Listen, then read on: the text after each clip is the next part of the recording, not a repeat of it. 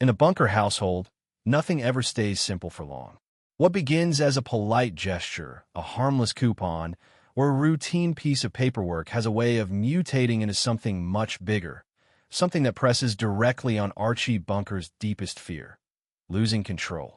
In this version of the story, everything revolves around that pressure point.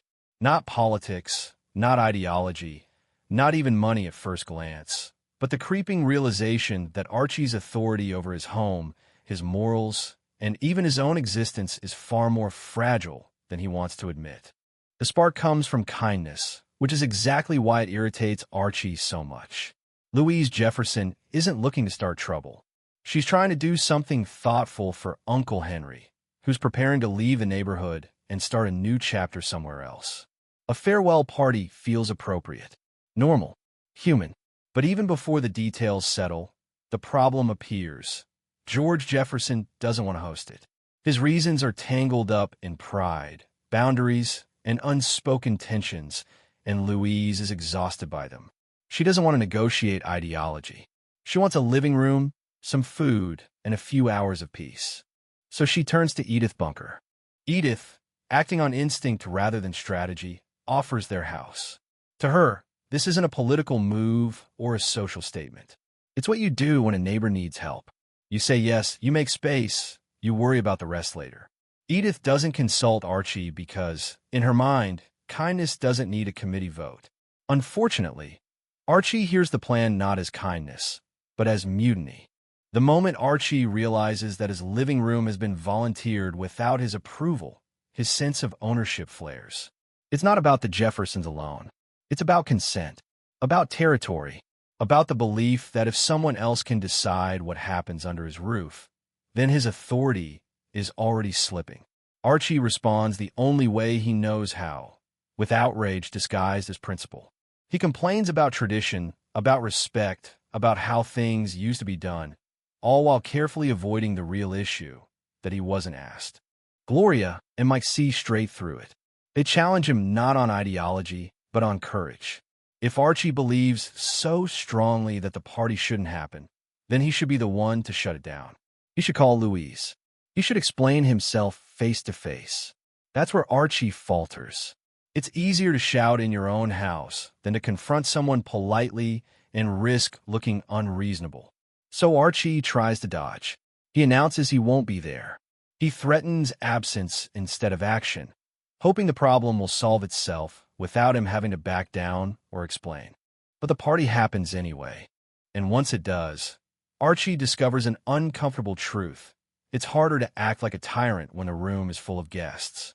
With Louise, George, Lionel, and others present, Archie is forced into a version of himself that can't fully explode.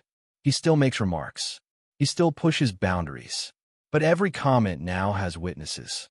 Every joke lands in real time, measured not just by how it feels to Archie, but by how it sounds to everyone else.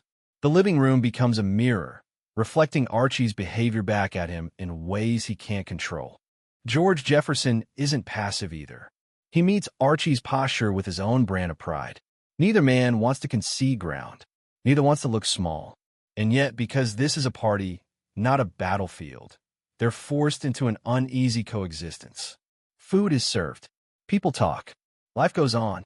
Archie survives the very thing he claimed would ruin him, and that survival quietly undercuts his outrage. The world didn't end. Just as that realization begins to form, before Archie can even process it, the mail delivers the next test. It starts with quarters. Edith, once again acting with gentle innocence, has sent away a coupon.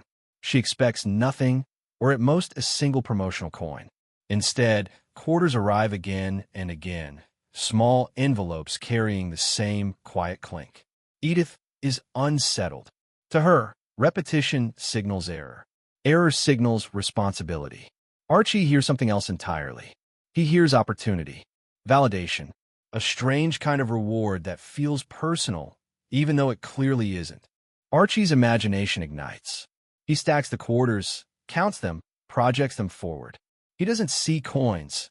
He sees a pattern that favors him. He convinces himself that if the company keeps sending money, then it must be acceptable to keep it. He reframes the situation until responsibility disappears. The logic becomes circular but comforting. They didn't steal, therefore they deserve. Edith tries to slow him down, pointing out that doing the right thing doesn't depend on whether someone else made a mistake. Archie resists because, to him, returning the money feels like rejecting proof that life still owes him something. The quarters expose Archie in a way the party didn't. At the party, he could hide behind social tension. With the money, there's nowhere to hide. It's just him and his conscience, or rather, him and his ability to talk himself out of having one. Gloria and Mike watch the process unfold with familiar frustration. They've seen Archie do this before, take something questionable and turn it into a righteous cause. The humor lies in how seriously Archie treats something so small and how deeply that seriousness reveals his insecurity. Archie doesn't want money. He wants confirmation that he's still winning. Then comes the third blow, and it's the cruelest because it strips away the illusion that Archie controls even the basics. On paper, Archie Bunker is dead. A bureaucratic error, cold, impersonal, absurd, reclassifies him as non-existent. The mistake isn't dramatic. There's no siren, no announcement. Just consequences, confusion, sympathy that arrives before explanation. Edith is approached like a widow. Archie is treated like an absence. And suddenly, his loud voice and physical presence mean nothing against the authority of a file. Archie's anger this time is different. It's not performative. It's existential. He isn't just offended. He's shaken.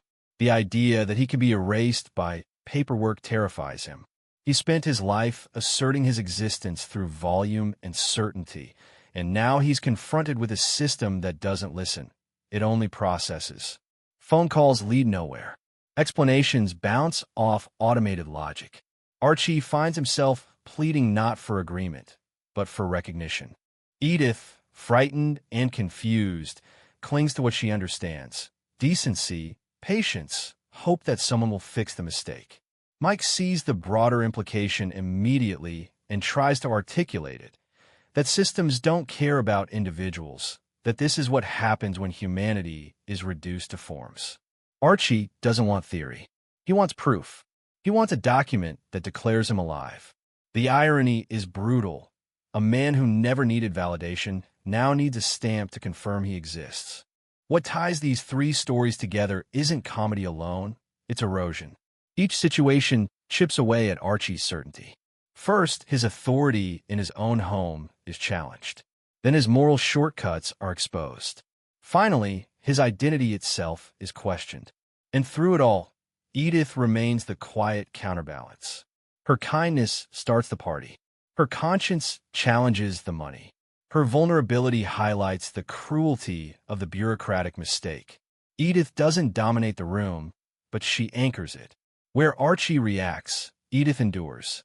By the end, the bunker house looks the same, but something underneath has shifted. Archie is still Archie. Loud, stubborn, convinced he's right. But the world has shown him 3 times in a row that being loud doesn't equal being in control. Sometimes you're invited into situations you didn't choose. Sometimes money arrives that you shouldn't keep. Sometimes a system decides you don't exist, and shouting won't bring you back. And yet, life continues. The family stays. The arguments reset. The laughter returns, tinged with discomfort. That's the quiet truth of the bunker household. No lesson is ever fully learned, but every lesson leaves a mark.